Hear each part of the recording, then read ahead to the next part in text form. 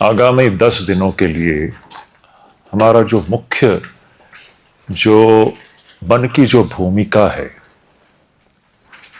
वह ये होना चाहिए कि हम लोग यहां पर सत्य की खोज में हैं। हम लोग यहां पर सत्य की खोज के लिए एकत्रित हुए हैं।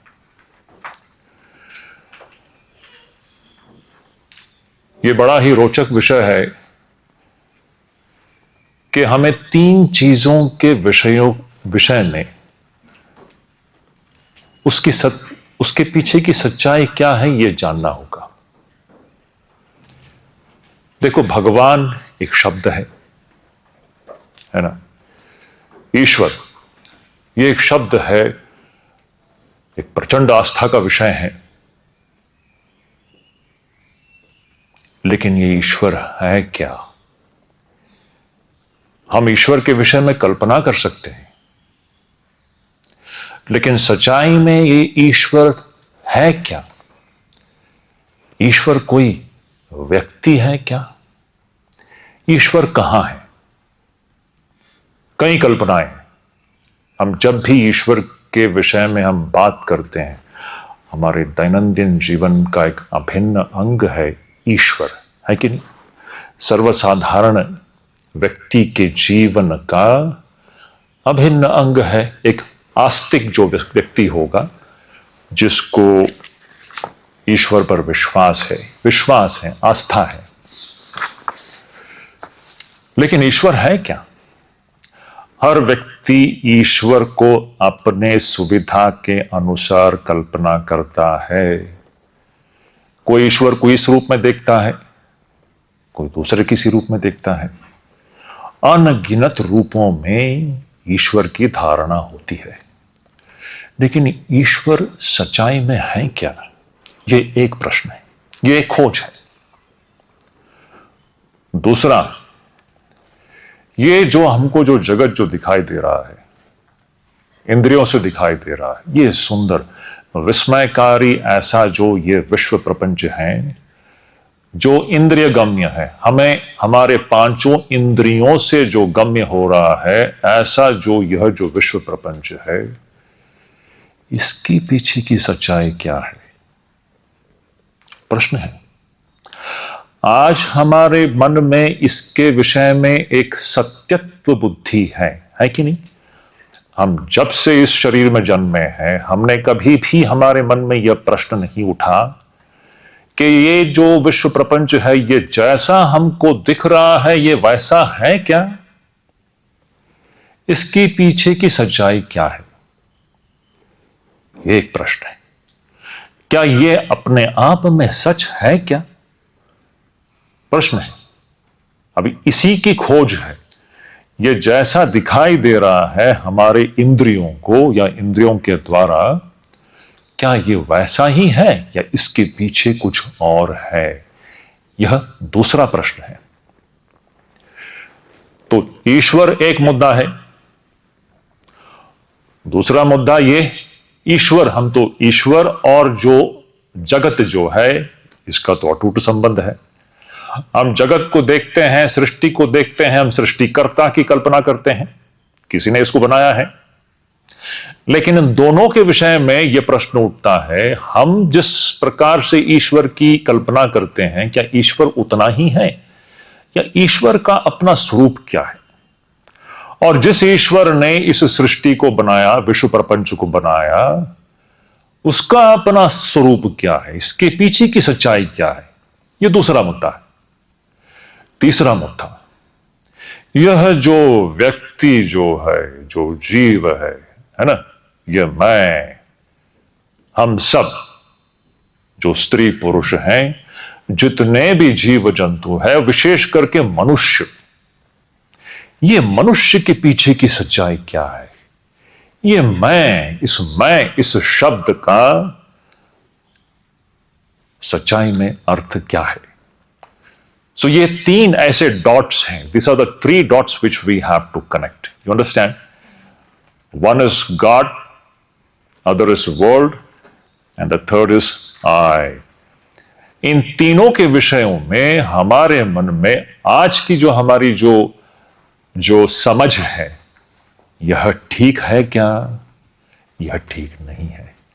हम जब इस मुद्दे का खोज हम करना शुरू करेंगे तो उस वक्त आप देखोगे कि हम आज तक जैसा ईश्वर को समझते थे वो ईश्वर वैसा नहीं है, वो तो सिर्फ एक कल्पना मात्र ही है। और व्यक्ति तो जैसा चाहिए वैसा कल्पना कर सकता है। और हम आज इस जगत को जैसा समझ रहे हैं ये वैसा नहीं है, इसके पीछे कुछ और है। और ये जो व्यक्ति जो है, जो ईश्वर की कल्पना करता है और इस दृष्ट जगत को अपने आप में जो सत्य समझ लेता है, ऐसा ये व्यक्ति जो है उसकी अपनी सच्चाई क्या है? वो तो आज अपने आप को एक देहधारी मनुष्य समझता है। देहधारी मनुष्य समझ लिया तो फिर वो स्त्री हो गया, वो पुरुष हो गया। अब इसके पीछे की सच्चाई क्या है कि हमारी अपनी पहचान सिर्फ एक स्त्री पुरुष होने तक ही सीमित है क्या? It's a very big question. Is our identity limited to just being a human being in the form of a man and a woman? It's a big question. So these are the three dots which we have to join. ये तीन ऐसे मुद्दे हैं जिसके विषय में हमें स्पष्टता लानी चाहिए हमारे जीवन में। तो ये सत्य की खोज है। तो हम जिसको सनातन धर्म कहते हैं या वेदांत, सनातन धर्म का जो सार जो है वेदांत है। वेदांत से क्या लेना है? उपनिषद। वेदांत का मतलब क्या है? उपनिषद। उपनिषद ही वेदांत है, जो पूरे वेदों का सार है। वेदांत का मुख्य तात्पर्य इतना ही है, इस सत्य की खोज है। यहां पर ये मैं कहता हूं, अंग्रेजी में हम सबसे मैं कहते हैं, ये जो वेदांत जो है या सनातन धर्म जो है, it is not a belief system, it is a seeking system. हमारा जो सनातन धर्म जो है, it is not a belief system, it is a seeking system. हम सिर्फ किसी चीज पर बस विश्वास करके छोड़ नहीं देते। दूसरे सिस्टम्स कैसा है कि हाँ, कोई एक भगवान है, वो इस सृष्टि के बाहर है, सृष्टि के बाहर से सृष्टि का नियंत्रण करने वाला कोई एक व्यक्ति बैठा हुआ है कहीं ऊपर आसमान में, सातवें आसमान में, कहीं स्वर्ग में बैठ करके वो उस सृष्टि का नियमन कर रहा है। ऐसी सारी कल्पनाएं विभिन्न संप्रदायों में हमको देखने को मिलता है। ये सब सिर्फ क्या कहें इसको, ये सिर्फ एक विश्वास की बात है। जिस विश्वास को हम परख नहीं सकते, जिस विश्वास को हम परख कर देख नहीं सकते कि यह सच है या झूठ है, वह फिर अंधविश्वास हो जाता है। और वो सारा जीवन वो व्यक्ति जो है वो उसी अंधविश्वास में ही जीता है। अभी सनातन धर्म में भी विश्वास का एक बहुत बड़ा स्थान है, आस्था, विश्वास। लेकिन ये ऐसे चीज पर विश्वास है जिसको परखा जा सकता है, जिसको आप वेरीफाई कर सकते हो। तो ये विश्वास उन दूसरे संप्रदायों और मतों का जो विश्वास के समान नहीं है। This is something verifiable. What Vedanta teaches us, what Sanatan Dharma teaches अस, सनातन धर्म हमें जो पढ़ाता है या हमें जो मार्ग दिखाता है, ये सिर्फ विश्वास की बात नहीं है, विश्वास तक सीमित नहीं होती। वो विश्वास आगे चल करके वो वेरिफिकेशन में बदल जाती है। आप जिस पर विश्वास करते हो, जिस चीज पर आप आस्था रखते हो, वो अनुभव गम्य होता है, वो अनुभव का विषय हो जाता है, उसको हम अनुभव कर सकते हैं। और जिस चीज को आप अनुभव करके परख नहीं सकते हो तो सिर्फ अंधविश्वास हो गया। किसी चीज पर आप बस विश्वास कर रहे हो, कोई एक ऐसा चीज है और बस वहीं पर खत्म हो जाती है, आप उसको परख नहीं सकते हो। यह एक बड़ा मुद्दा है। तो यह हमारे सनातन धर्म की विशेषता है। अब जैसे हमने सवेरे कहा, अब इस सत्य की खोज में कैसे करें इसको, तो हमारे ऋषियों ने एक प्रक्रिया बनाई है। और वो प्रक्रिया क्या है? 3 कदमों में, उसके 3 स्टेप्स हैं। पहला स्टेप है श्रवण, दूसरा जो कदम है वो है मनन। तीसरा जो है वो है निधिध्यासन। इन 3 कदमों में व्यक्ति जो है, इन 3 कदमों को हम लोग देखेंगे, एक एक मुद्दे को हम लोग ठीक से हम परख करके देखेंगे। ये श्रवण क्या होता है, मनन क्या होता है और निधिध्यासन क्या होता है। ये बहुत ही पावरफुल मेथड है। इसको हम लोग अंग्रेजी में कहते हैं it is a time tested mission. कुछ आगे बढ़ने से पहले मैं कुछ चीजों को मैं उस पर भी प्रकाश डालना जरूरी है। हम लोग आराम से जाएंगे, हमें कोई जल्दी नहीं है। 10 दिनों में हमारे पास समय है। मैं दोबारा कहता हूं, हमें अब आने वाले दिनों में अपने अंदर झांक कर सत्य को ढूंढ निकालना है। यह हमारी मनोभूमिका होनी चाहिए। यहां पर हम लोग जो एकत्रित हुए हैं, हमारी मन की जो भूमिका, हमारी मन की जो दशा जो है, इस प्रकार होनी चाहिए कि हम यहां पर सत्य को खोज रहे हैं और उसके लिए जो भी करना होगा हम करेंगे उसको। यह बहुत ही साहसी लोगों का काम है।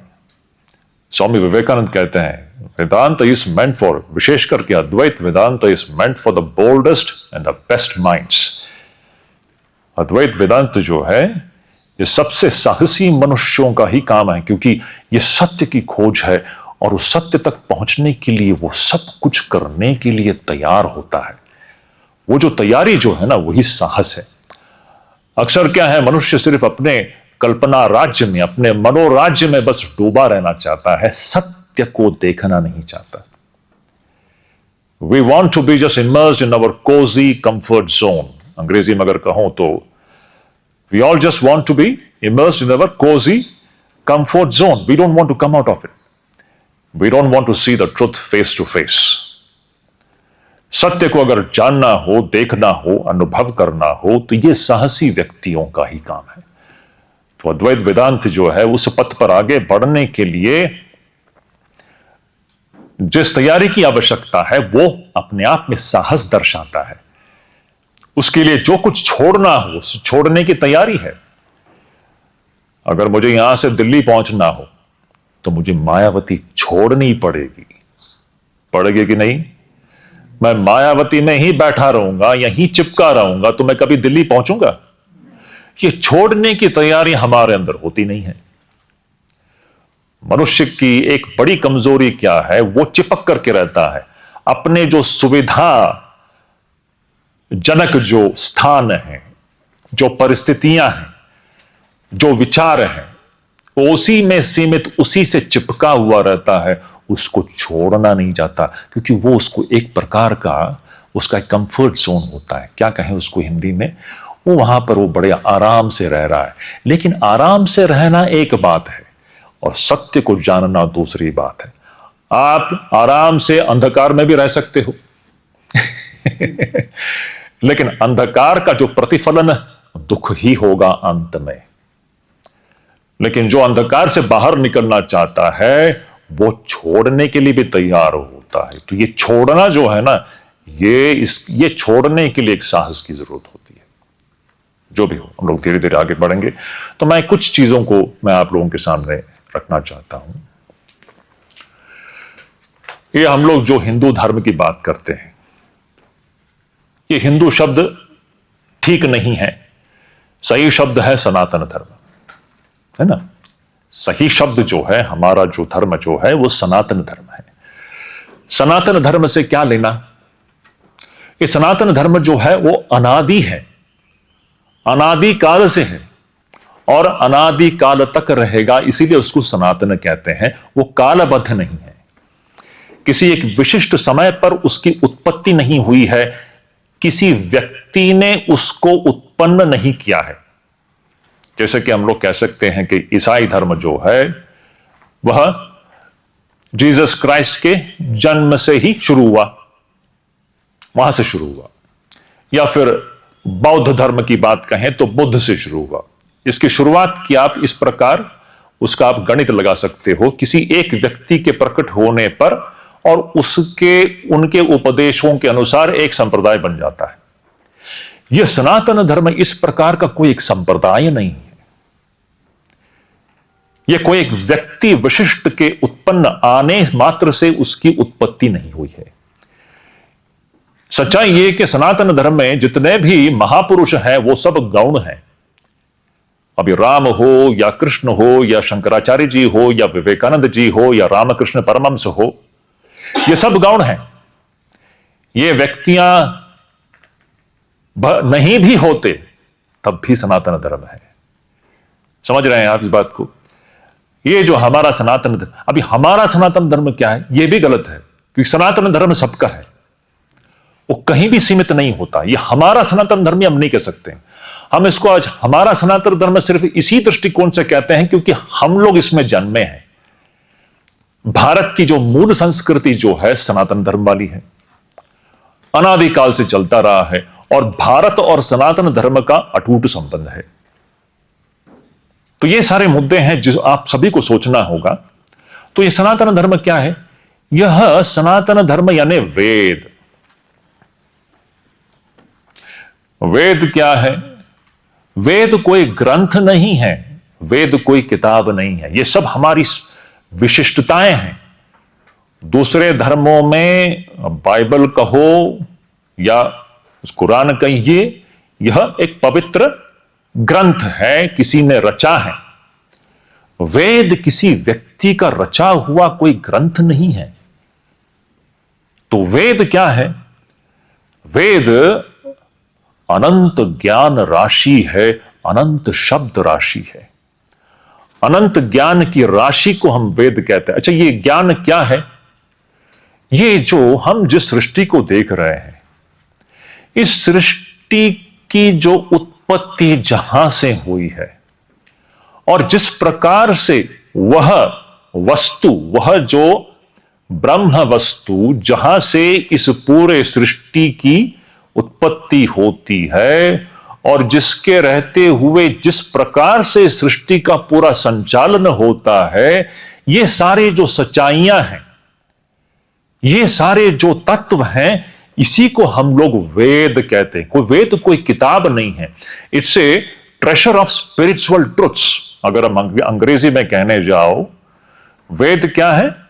It's a treasure of eternally existing spiritual truths and laws and principles which govern this entire creation.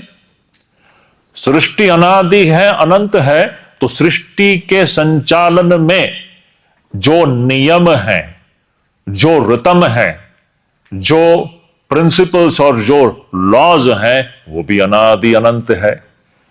वो सारे प्रिंसिपल्स जो हैं, तत्व हैं, उन तत्वों को ही हम लोग वेद कहते हैं। तो वेद कोई ग्रंथ नहीं है, वो कुछ सच्चाइयां हैं इस सृष्टि के पीछे, जिसके रहते हुए इस पूरे सृष्टि का एक संचालन चलता है। पूरा ये जो अद्भुत विस्मयकारी ऐसा जो सृष्टि है, ये उसी से संचालित है। That is why Veda is not a book, it is eternally existing laws which govern this mysterious creation. This is what is Sanatan Dharma. कोई व्यक्ति सृष्ट नहीं है, किसी काल विशिष्ट में इसकी उत्पत्ति नहीं हुई है। सृष्टि जब से है और जब तक रहेगा, वेद रहेगा। इसलिए कहते हैं इस धर्म को सनातन कहते हैं। ये अनादि अनंत है, और इसमें सारे जितने भी महापुरुष हैं वो सब गौण हैं। वो हो या ना हो, सनातन धर्म को कुछ भी फर्क नहीं पड़ता। ये हमारे सनातन धर्म की विशेषताएं हैं, अति सुंदर विशेषताएं। It is completely based upon principles and not persons. You understand? Sanatan Dharma is completely based upon principles and not persons. अब ये जितने भी ऐसे जो मैंने जैसे कि अंग्रेजी में कहा, the treasure of spiritual truths and principles, कुछ ऐसे महापुरुष समय समय पर आते हैं जो कि इन तत्वों को अनुभव करते हैं, इन सच्चाइयों को अनुभव करते हैं। उन महापुरुष को हम लोग ऋषि कहते हैं। ऋषि, तो ऋषि, हम लोग ऋषि शब्द आप लोगों ने सुना होगा। ऋषि कौन है? ऋषि वह है जिसने उस परम सत्य को अनुभव किया है, जो सत्य इस पूरे सृष्टि के पीछे है, जिसके रहते हुए इस पूरे सृष्टि का संचालन परिचालन चलता रहता है, जिसने उस सत्य को अनुभव किया है, उसको हम ऋषि कहते हैं। अब उन ऋषियों ने इन सच्चाइयों को अनुभव करके उन लोगों ने उस सच्चाई को पूरे मानव समाज के सामने रखा है। उसी को हम लोग ये उपनिषद कहिए, ये सब ऋषियों की अनुभूति है।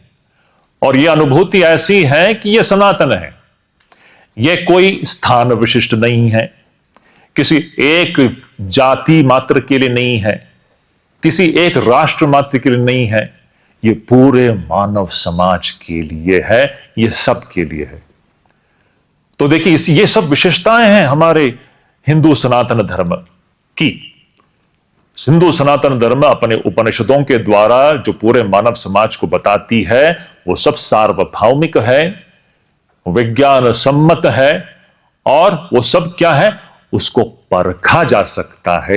ये सिर्फ विश्वास की बात नहीं है, विश्वास का एक स्थान है, लेकिन विश्वास तक वह सीमित नहीं रहता। विश्वास करते हैं इन तत्वों पर जिसको आगे चल करके कोई भी व्यक्ति किसी भी मजहब का हो, किसी भी राष्ट्र का हो, वो मुसलमान भी हो, वो ईसाई धर्म वाला भी हो, वह भी इस सच्चाई को अनुभव कर सकता है। So it crosses all the limitations, it cuts across all the so-called dividing principles called nationalities and religions. ये जो हम पूरे मानव समाज को विभिन्न गुटों में हम लोग बांट देते हैं, कहते हैं कि ये इस राष्ट्र का है, वो उस राष्ट्र का है, ये इस मजहब वाला है, वह मजहब वाला है। मनुष्य मनुष्य है, हम लोग उनको इन छोटे छोटे गुटों में हम बांट देते हैं, ये हमारी समस्या है। लेकिन सच्चाई क्या है, मनुष्य जो है वो सार्वभौमिक ही है। लेकिन ये बात सनातन धर्म ही बताती है, दूसरा कोई मजहब इसको नहीं बताता। यह जो बात जो है, ये हिंदू सनातन धर्म ही इस बात को इस प्रकार बताती है। दूसरा जो जितने भी मजहब है, जितने भी संप्रदाय और मत है, वो इस बात को ऐसा नहीं बताता। तो मैं ये क्यों रख रहा हूं कि ये सारे कुछ मुद्दे हैं जिस पर आप सभी को विचार करना चाहिए। अब मुद्दा उठाता सनातन धर्म का। सनातन धर्म वेद आधारित है, वेद अनंत ज्ञान राशि है। वह ज्ञान, उन तत्वों का ज्ञान जिन तत्वों के माध्यम से सृष्टि का संचालन होता है, वो कोई काल विशिष्ट नहीं है, स्थान विशिष्ट नहीं है, सार्वभौमिक है, वह अनुभव गम्य है, कोई भी उसको अनुभव कर सकता है। जिन्होंने इस तत्वों को अनुभव किया उसको हम लोग ऋषि कहते हैं। अब ऐसे महापुरुष, अब हम कह सकते हैं भगवान शंकराचार्य जी हो, स्वामी विवेकानंद हो, या भगवान कृष्ण हो, ये सब आप उसको भगवान कहिए, कोई बात नहीं, लेकिन इन्होंने उन सच्चाइयों को देखा है। मैं इस मुद्दे को क्यों उठा रहा हूं यहां पर? हम आज जो ग्रंथ पढ़ने जा रहे हैं, ये ऐसे महापुरुष की वाणी है जिन्होंने सच्चाई को देखा है। समझ रहे हैं इस बात को? हम किसके ग्रंथ को पढ़ने जा रहे हैं? हम ऐसे एक ऋषि के शब्दों को पढ़ने जा रहे हैं। ऋषि का मतलब क्या है? जिसने उस सत्य को देखा है, जाना है। उपनिषद के ऋषियों की बात को हम पढ़ने जा रहे हैं। अभी जिसने दिल्ली देखा है वो हमें बता सकता है दिल्ली कैसा है, दिल्ली तक हम पहुंचेंगे कैसे। हमने आज दिल्ली देखा नहीं, ऐसा मान के चलिए, आप दिल्ली से आते होंगे, लेकिन उदाहरण के लिए ऐसा मान के चलिए कि हमने यहां पर जो हम जितने भी लोग हैं यहां पर, हमने दिल्ली देखा नहीं है और दिल्ली पहुंचना हमारे जीवन का लक्ष्य है, ऐसा सोच लीजिए उदाहरण के लिए। लेकिन पहुंचेंगे कैसे? रास्ता क्या है? रास्ता किसको पता है? जिसने दिल्ली को देखा होगा, दिल्ली तक जिसने अपना जो यात्रा या सफर पूरा किया होगा, उसको पता है कहां कैसे जाना है भाई, और उस रास्ते में क्या क्या कठिनाइयां हैं उसको पता है, कहां किस रास्ते को लेना है, किस रास्ते को नहीं लेना है, वह व्यक्ति बता सकता है जो उस रास्ते पर चल चुका है, चल करके दिल्ली तक पहुंच गया है और दिल्ली को अच्छी तरह से देखा है, अनुभव किया है। ये ऋषि ऐसे हैं, ये ऋषि ऐसे महापुरुष हैं जिन्होंने उस सत्य को देखा है और उस सत्य तक वो पहुंचे हैं, और उस सत्य तक पहुंचने का जो रास्ता है वह एक एक इंच वह जानते हैं। वो जानते हैं कि बेटा इस रास्ते से मत जाना, तुम गलत जगह पहुंच जाओगे, और वो कहेंगे कि भाई इसी रास्ते से जाओ, तुम ठीक पहुंचोगे। और इस रास्ते में ये सारे कठिनाइयां हैं, कुछ प्रतिबंध है, इस रास्ते को मत लो, इसके विषय में सावधानी बरतो। ये सारी चीजें वही बता सकते हैं। तो मैं ये क्यों कह रहा हूं, हम लोग जिस ग्रंथ को पढ़ने जा रहे हैं, ये शब्द ऐसे एक महापुरुष के हैं जिन्होंने उस सच्चाई को अनुभव किया है। और विवेकानंद जी हो या शंकराचार्य जी हो या भगवत गीता के जो भगवान श्री कृष्ण हो या उपनिषद के ऋषि हो, इन सभी ऐसे महापुरुष हैं जिन्होंने सच्चाई को देखा है और उनके शब्द को पढ़ करके, उनके दिखाए हुए मार्ग पर चल करके हम यह जो रहस्यात्मक जो विश्व प्रपंच है उसके पीछे की सच्चाई को हम जान सकते हैं। मैं दोबारा कहता हूं, मनुष्य जीवन का परम उद्देश्य जो है वो यही एकमात्र है कि इस विस्मयकारी जो विश्व प्रपंच है इसके पीछे की सच्चाई क्या है, इसको जानना है। अगर हम मनुष्य शरीर में जन्म लेकर के अगर हम यह अन्वेषणा नहीं करते हैं तो बड़ा ही दुर्भाग्य है हमारा। हम देखेंगे अब शंकराचार्य जी अति सुंदर ढंग से इस ग्रंथ का प्रारंभ करेंगे। प्रारंभ में ही विषय यही होगा कि इतना बड़ा एक ऐसा एक महत् कार्य है, यह मनुष्य ही मात्र ही कर सकता है, तो हमें यह कर लेना चाहिए। तो यहां मुद्दा वेद की थी, तो मैं दोबारा एक बार उसको रिवाइज कर लेता हूं, आप लोग लिख लीजिए। वेद जो है कोई ग्रंथ नहीं है, वो अनंत ज्ञान राशि है। किसका ज्ञान? उन सारे तत्वों का ज्ञान, वो सारे तत्व जो इस पूरे सृष्टि के संचालन के पीछे कार्यरत है। तो वेद कोई ग्रंथ नहीं है, जैसे बाइबल या कुरान या गीता भी, गीता को भी हम ग्रंथ कह सकते हैं, लेकिन वेद कोई ग्रंथ नहीं है। और उन तत्वों को जिन्होंने अनुभव किया है उसको हम ऋषि कहते हैं।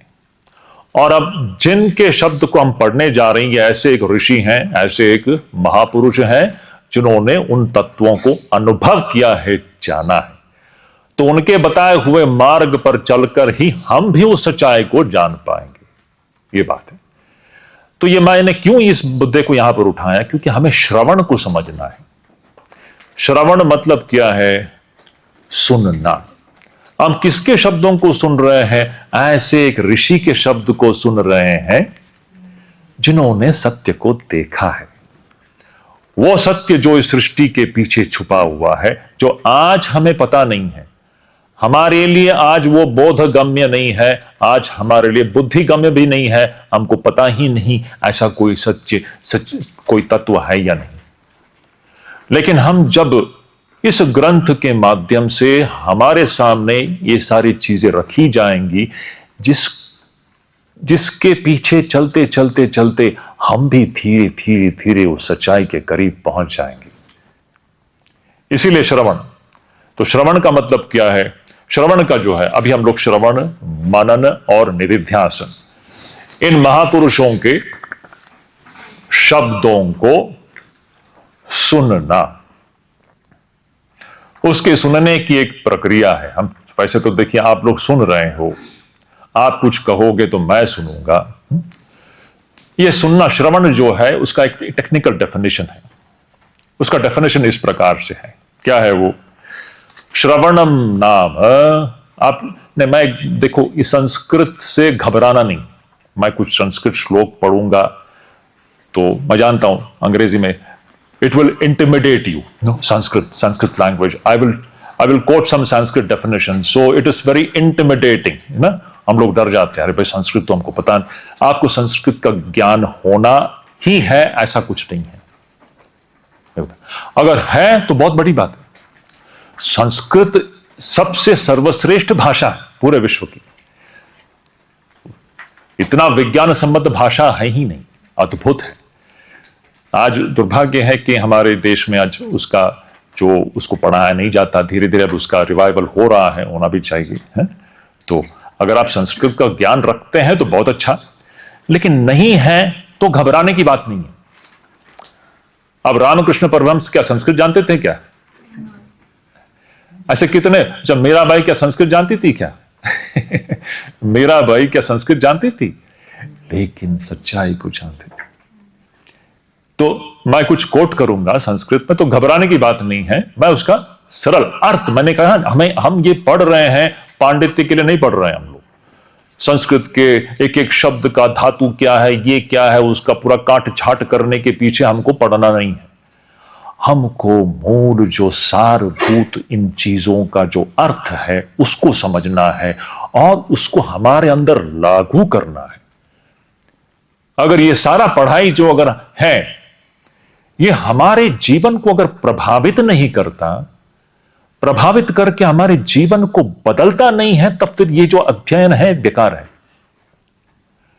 मैं दोबारा कहता हूं, यह जो अध्ययन है, स्वाध्याय है, यह अगर हमारे, तुम्हारे और मेरे जीवन को परिवर्तित नहीं करता, सही दिशा में ले नहीं जाता, तब तो यह अध्ययन जो है यह व्यर्थ है, इसका कोई मतलब नहीं है। तो we have to approach this subject by, सवेरे से मैं वही कह रहा हूं कि we are going to approach this subject not in an academic way, but in it should tell upon your behaviour, on my behaviour. Our behaviour itself has to change and it will change. ये होता है। तो हमें इस प्रकार इसको पढ़ना है। तो संस्कृत में जो है श्रवणम, ये श्रवणम क्या है? हम लोग श्रवणम, मननम और निदिध्यासनम को समझेंगे, क्योंकि हम लोग आने वाले 10 दिनों में यही करने वाले हैं। श्रवण कर रहे हैं, मनन कर रहे हैं और निदिध्यासन कर रहे हैं। विषय एक है, प्रक्रिया एक है। विषय एक है, प्रक्रिया एक है। देखेंगे विश्रवणम क्या है। संस्कृत में उसका जो एक डेफिनेशन है, मैं पढ़ लेता हूं, मैं उसका अर्थ आपको सरल अर्थ समझा देता हूं।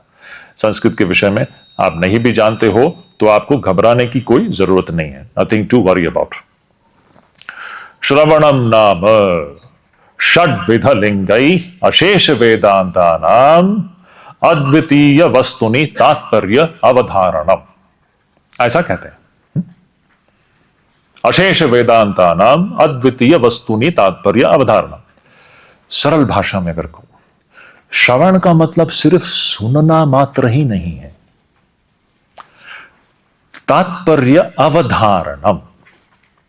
अंग्रेजी में अगर कहो, हम इसको ऐसा कह सकते हैं, ascertainment. You are ascertaining something. Ascertainment का मतलब समझते हैं आप लोग? मतलब you are coming to a conclusion, you are coming to a conviction. आप एक विषय के बारे में आप उसका जो तात्पर्य है, उस तात्पर्य का अवधारण कर रहे हैं, आप असर्टेन कर रहे हैं कि ये ऐसा ही है। तो ये सिर्फ सुनना यहां तक सीमित नहीं है। सुन करके आप उस विषय के बारे में आप अवधारित हो रहे हो, आप असर्टेन कर रहे हो कि ऐसा ही है। अच्छा, किसके विषय में हमको अवधारण करना है या असर्टेन करना है? अशेष वेदांता नाम अद्वितीय वस्तुनि। पूरा जो उपनिषद है, उपनिषद क्या है? वेद का सार। वेद को ही हम सनातन धर्म कहते हैं।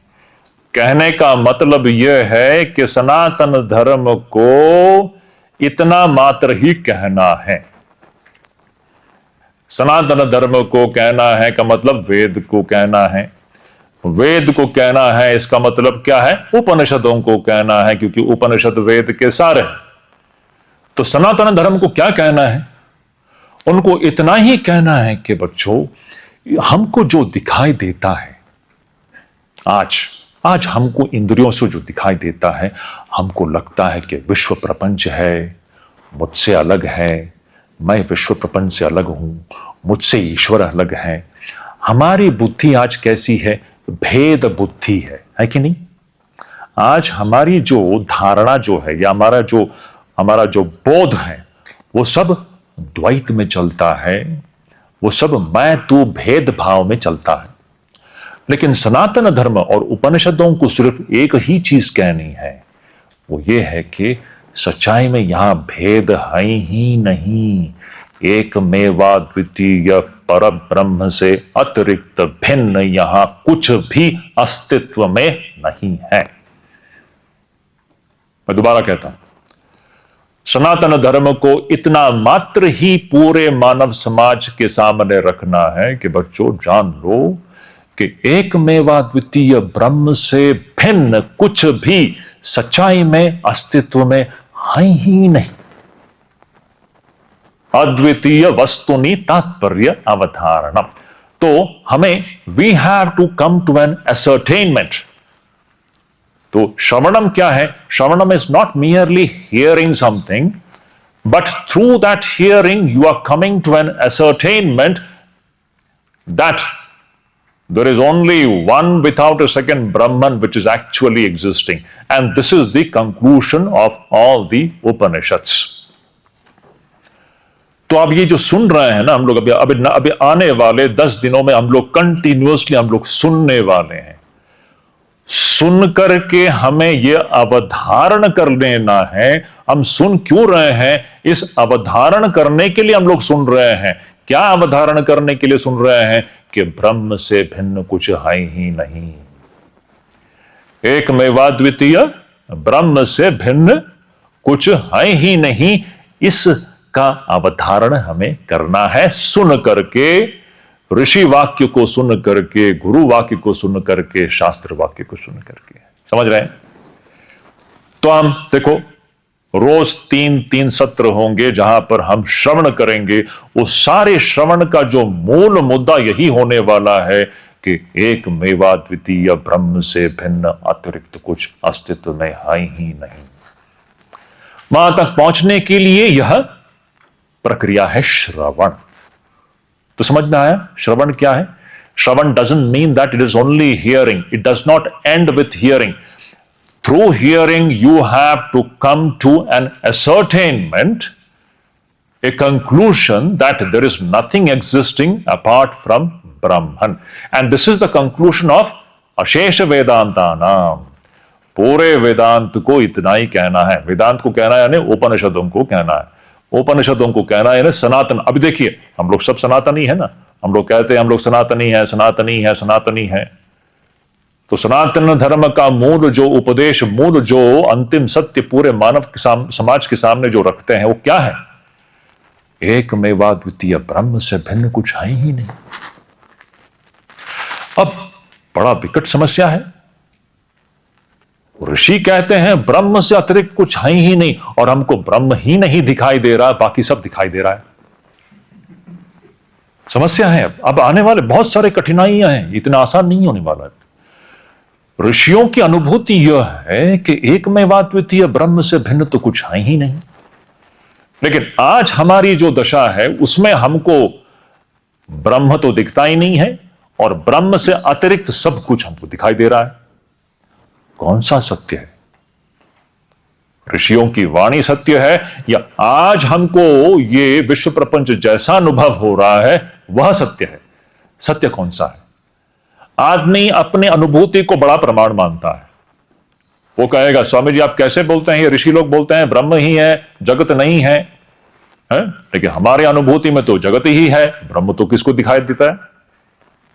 दो व्यक्ति जो है ना, जीव जो है अनुभूति को बड़ा प्रमाण मानता है। आज तो मुझे सामने ये दिखाई दे रहा है ना, ये विश्व प्रपंच मुझे दिखाई दे रहा है, हम इसी को प्रमाण मान लेते हैं। लेकिन इतने मात्र से क्या यह अपने आप में सत्य होता है क्या? अब यही खोज है। हम लोग धीरे धीरे इस दिशा में आगे बढ़ेंगे और देखेंगे कि हम जो अनुभव कर रहे हैं सिर्फ अनुभव होने मात्र से वो सच होगा ऐसा नहीं है। जीवन में हम बहुत सारी चीजें अनुभव करते हैं, लेकिन अनुभव होने मात्र से वो चीज जो है वो सत्य नहीं हो जाता।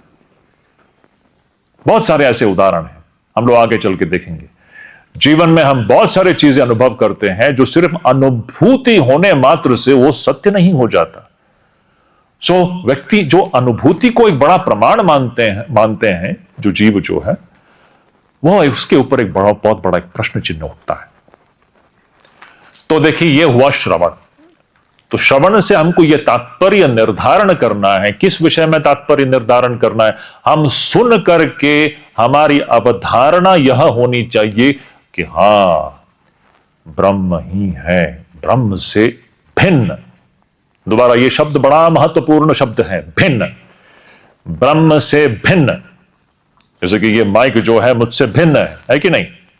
आप मुझसे भिन्न हो। ये कमरा, ये पेड़ पौधे, ये हिमालय जो है, ये मुझसे भिन्न मुझे नजर आता है। उपनिषद को यह कहना है, ऋषियों की अनुभूति है, एक जो आत्म तत्व जो है, एक ब्रह्म तत्व, आत्म तत्व से भिन्न यहां कुछ भी वास्तविक रूप में विद्यमान नहीं है। यह ऋषियों की अनुभूति है। तो यहां यह अवधारण हमको करना है श्रवण के माध्यम से। जब यह अवधारणा होती है तभी वो श्रवण की प्रक्रिया पूरी होती है। तो श्रवण सिर्फ सुनना मात्र नहीं है, सुन करके हमें इस चीज की अवधारणा करनी होगी कि ब्रह्म से अतिरिक्त कुछ भी नहीं है। अब सेकेंड स्टेप, एक बार हम शास्त्र के माध्यम से, गुरु के माध्यम से हम सुन करके यह अवधारणा कर लेते हैं, we ascertain that there is nothing apart from ब्रह्मन।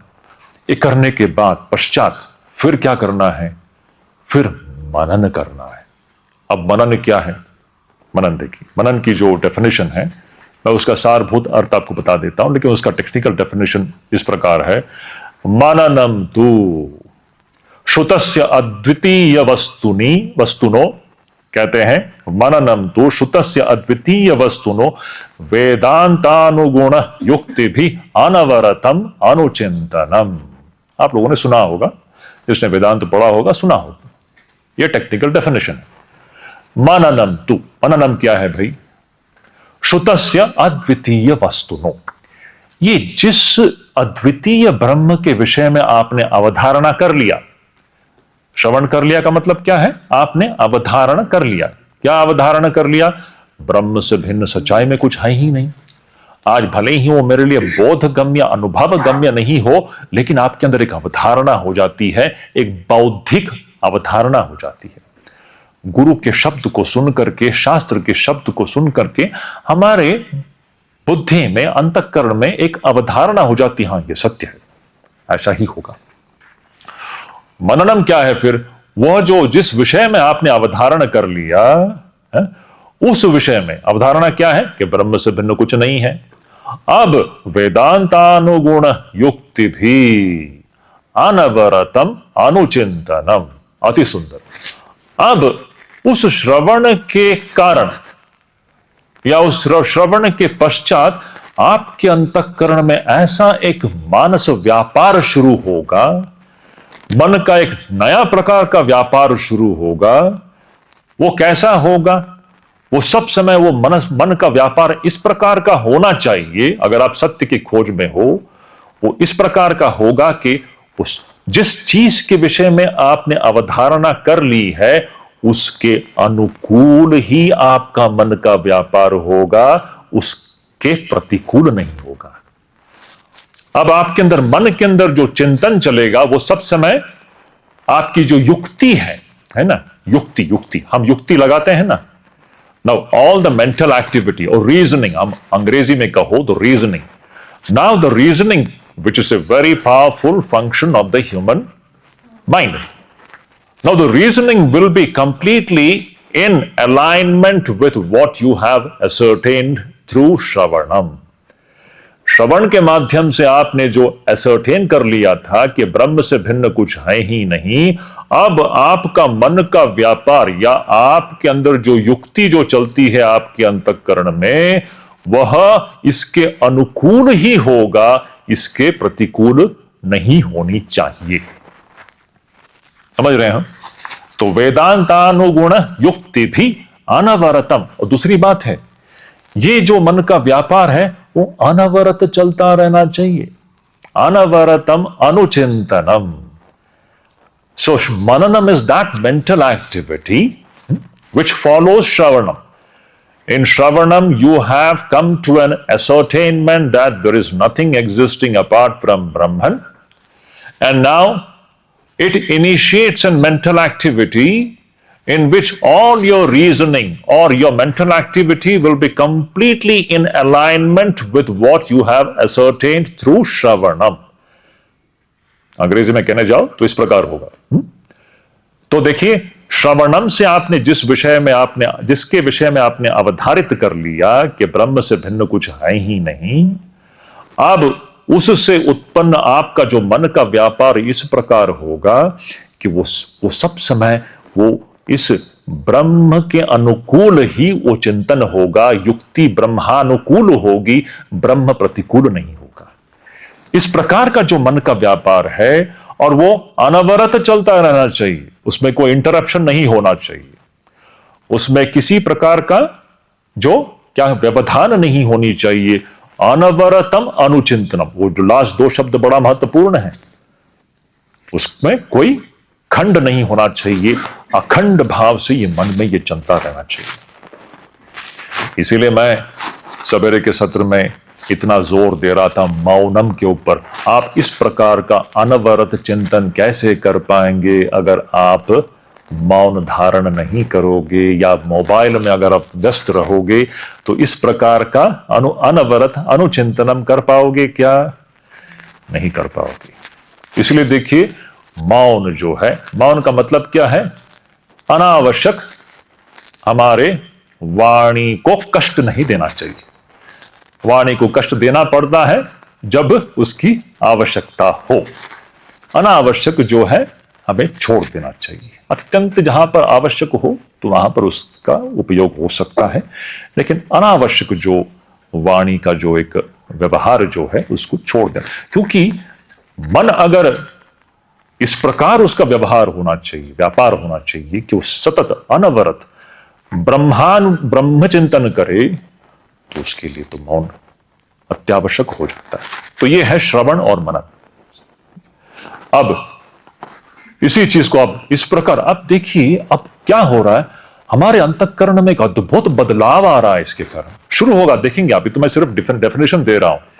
हम जैसे जैसे इस विषय के गहराई में प्रवेश करेंगे, देखेंगे हमारा जो मन का जो पूरा जो व्यापार जो है, मन का जो गठन है, मन में जो विषय है, वो सब धीरे धीरे धीरे बदलने लगेगा। हम उन सब के तह में जाने की हमारी प्रक्रिया शुरू हो जाएगी। हमारा जो मानसिक जगत जो है, जो मनोजगत, मनोराज्य जो है, ये मनोराज्य के अंदर एक अद्भुत परिवर्तन आना शुरू हो जाएगा। देखिए बच्चों, जब तक ये हमारा जो मनोराज्य जो है, ये बाहर का राज्य तो एक प्रकार का है, सही में तो विश्व प्रपंच मन में है। हम देखेंगे आगे चल करके मन से अतिरिक्त कोई विश्व प्रपंच है क्या, ये दूसरा एक प्रश्न है। ये सारे प्रश्न आएंगे। अब यही सारा सत्य की खोज है। हमको जो बाहर दिखाई दे रहा है, ये मन से अतिरिक्त कुछ है क्या? खोज है। मैं अभी उत्तर नहीं दूंगा। खोजना है, आपको खोजना है, हम सबको। हम मनुष्य होने के नाते हमें खोज करके इन सारे प्रश्नों का उत्तर हमें स्वयं ढूंढ कर निकालना होगा। इन सब प्रश्नों के समाधान में ही असल में जीवन की सफलता है। वो जीवन सफल ही नहीं है जिसने इन सारे प्रश्नों का समाधान खोज करके नहीं निकाला हो। तो ये हुआ श्रवण और ये हुआ मनन। श्रवण है एकमेवाद्वितीय ब्रह्म ही है, ऐसी अवधारणा करना, और मनन है अब मन का सारा व्यापार उसके अनुकूल ही चलेगा, सब समय ब्रह्म चिंतन ही चलेगा। अब उसको और भी थोड़ा सा आगे ले जाओ तो उसी से शुरू होता है निदिध्यासन। निदिध्यासन कह सकते हैं हम, एक प्रकार का ध्यान है, ध्यान। अब इस ध्यान में क्या होगा? ध्यान की जो परिभाषा है, निदिध्यासन की जो परिभाषा है, वो इस प्रकार की है। क्या है? कहते हैं विजातीय देहादि प्रत्यय रहित अद्वितीय वस्तु सजातीय प्रत्यय प्रवाहो निदिध्यासनम। सरल भाषा में बता देता हूं। अब आपको जब यह बता दिया गया, आपने यह अवधारणा कर ली कि ब्रह्म से या आत्मा से अतिरिक्त कुछ है ही नहीं। अब आप उसके अनुसार जो है आपका मन का व्यापार चल रहा है, आप सब समय आत्मचिंतन ही कर रहे हो। अब उसी को आगे ले जा करके सतत मन में सिर्फ एक ही धारा बह रही है, एक ही धारा बह रही है। वो धारा कैसा है कि मैं ब्रह्म हूं, मैं आत्मा हूं, मैं ब्रह्म हूं, मैं आत्मा हूं, मैं ब्रह्म हूं, मैं आत्मा हूं। ये मैं का मतलब आत्मा ही है, मैं का मतलब ब्रह्म ही है। मैं देह नहीं हूं, मैं आत्मा हूं। ये देह, मैं देह हूं, ये हमारा आज का बोध है कि नहीं? हम उसी बोध में जी रहे हैं कि मैं का मतलब क्या है? मैं शरीर। अब निदिध्यासन में क्या होगा? मैं यह शरीर हूं, यह धारा नहीं चलेगी मन में। मन में सिर्फ एक ही प्रत्यय का प्रवाह चलेगा, और वो प्रत्यय का जो प्रवाह जो रहेगा वो ऐसा रहेगा कि मैं ब्रह्म हूं, मैं आत्मा हूं, मैं ब्रह्म हूं, मैं आत्मा हूं, मैं ब्रह्म हूं, मैं आत्मा हूं। ये अनवरत जो अत्यंत ही एकाग्रता के साथ जब चलेगा तो उसको हम लोग निदिध्यासन कहते हैं। तो देखो, ये 3 स्टेप्स हैं। कैसे हमें एक स्टेप जो है दूसरे में प्रवेश कर जाता है, और दूसरा तीसरे में, और तीसरा फिर समाधि में समाप्त हो जाती है, आत्मज्ञान में उसकी समाप्ति हो जाती है। इस प्रकार जो जीव जो है, आप या मैं या हम सब जो है, हमारे सत्य को हम जान पाएंगे कि हम सच्चाई में हैं क्या, और इस सृष्टि के पीछे क्या है। इसको जानने की जो प्रक्रिया वह यह है: श्रवण, मनन और निदिध्यासन। मैं दोबारा संक्षेप में बहुत सरल भाषा में बता देता हूं, इसके टेक्निकलिटीज में ना जाते हुए। श्रवण का मतलब है सिर्फ सुनना मात्र ही नहीं, लेकिन सुन करके यह अवधारणा कर लेना कि ब्रह्म से भिन्न कुछ है ही नहीं। यही सभी वेदांत को या उपनिषदों को या सनातन धर्म को सबको बताना है। तो यह अवधारण कर लेना, to ascertain that Brahman alone is existing, number 1। अच्छा, यह अवधारणा हो गई।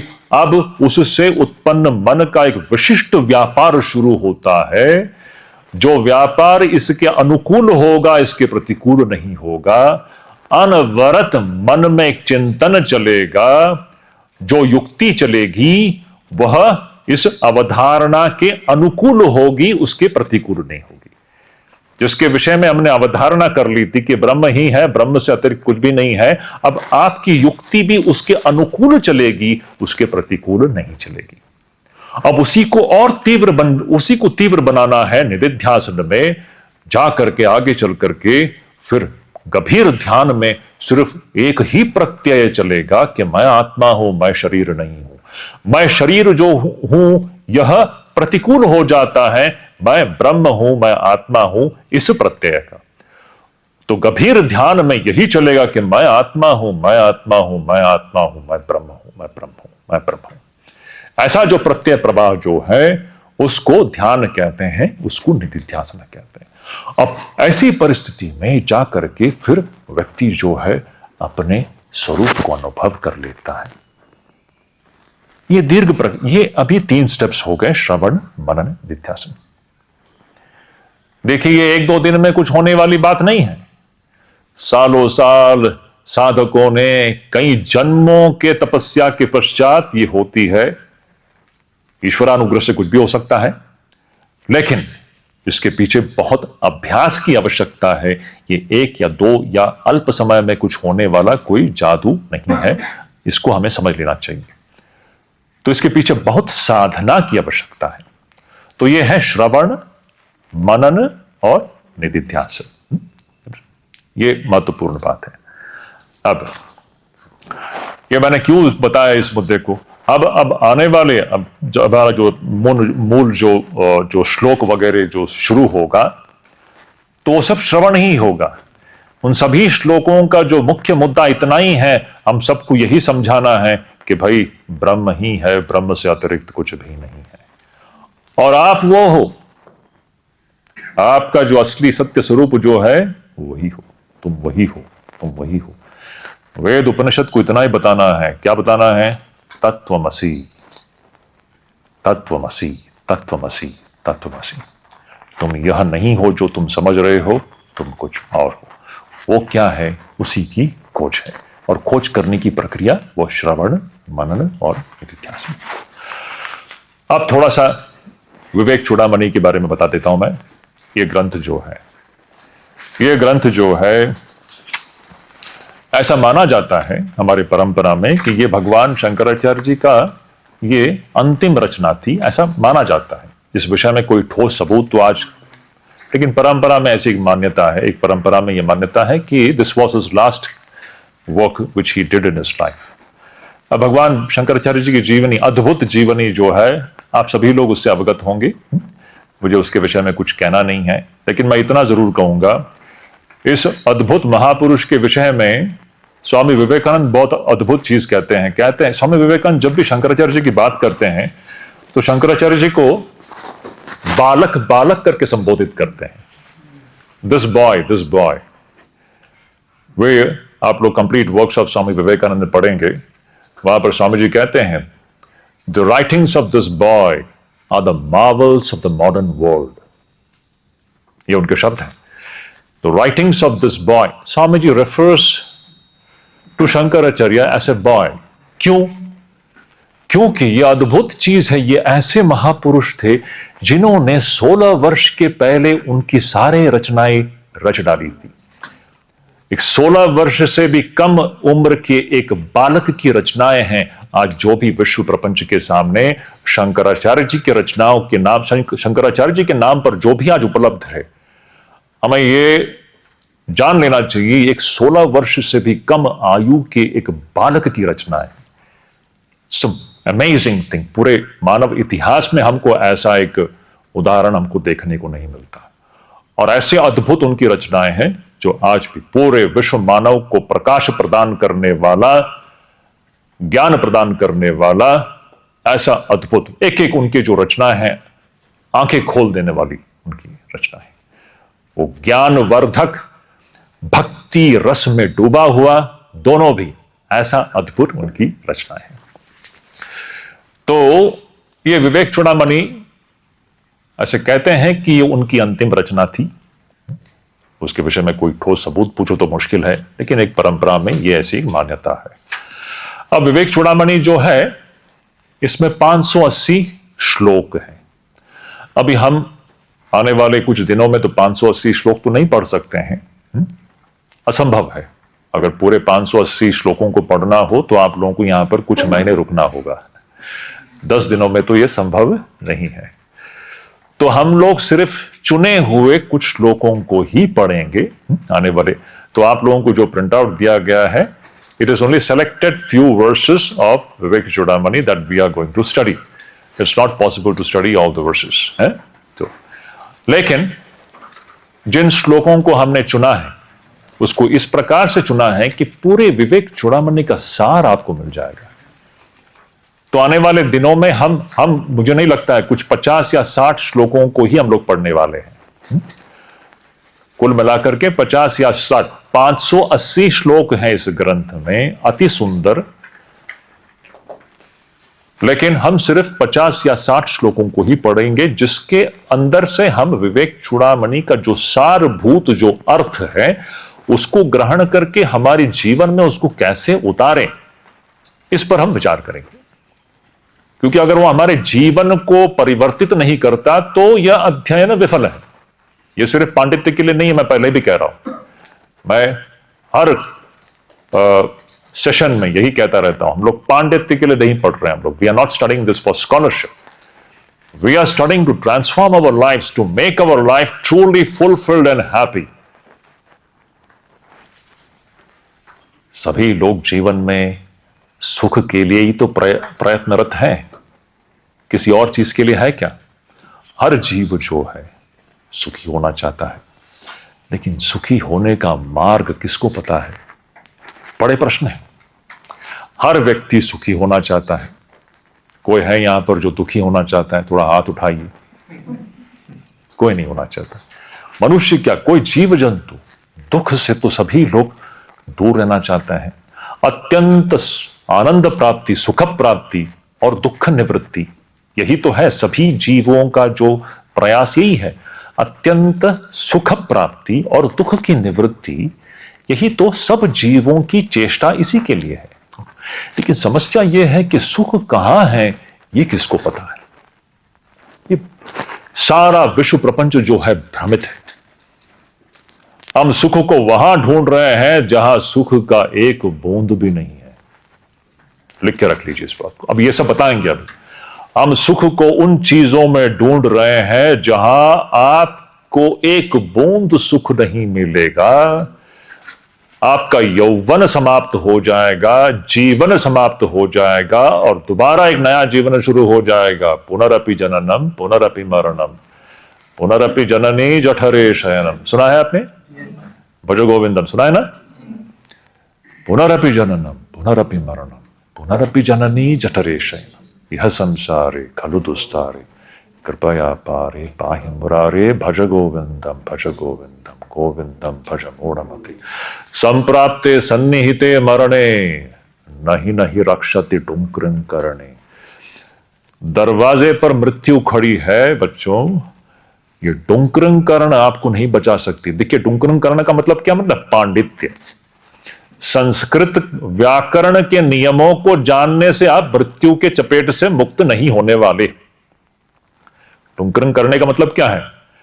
Bye knowing the rules of grammar you are not going to be saved by death. Death is standing at the door my dear children, please understand this point. मृत्यु दरवाजे पर दस्तक दे रही है और तुम लोग क्या लेकर के बैठे हो? करना क्या है? भज गोविंदम भज गोविंदम। भज गोविंदम का मतलब और कुछ नहीं, सत्य को जानो सत्य को जानो सत्य को जानो। आप भज गोविंदम को ऐसा भी कहोगे इसकी पूजा करो उसकी पूजा करो, नहीं। उसका मूल सारभूत अर्थ यह है कि सत्य को जानो बच्चों। ये सत्य को जब जानोगे वही हमें इस जन्म मृत्यु के चक्र से हमें मुक्त करती है। ये बात है। तो मैं ये क्यों कह रहा हूं यहां पर, ये विषय कहां से उठा कि भगवान शंकराचार्य जी की जो ये रचनाएं हैं ये ऐसे हैं, हमें ये बताती है कि हमें जीवन में करना क्या है। तो ये ऐसे बालक की रचनाएं हैं, 16 वर्ष से भी कम आयु वाले बालक की रचना है, जिसके विषय में स्वामी विवेकानंद कहते हैं यह they are the marvels of the modern world. सबसे विस्मयकारी ऐसी रचनाएं हैं इस बालक की रचनाएं, जो आज 1200 वर्ष हो गए, आज भी पूरे मानव समाज को ये एक प्रकाश प्रदान कर रही है, ज्ञान का आलोक प्रदान कर रही है। ऐसा अद्भुत इनकी रचनाएं हैं।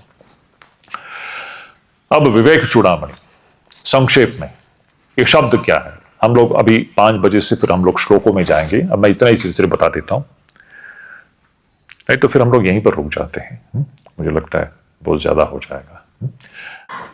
ओम शांति शांति शांति। हरि ओम तत्सत।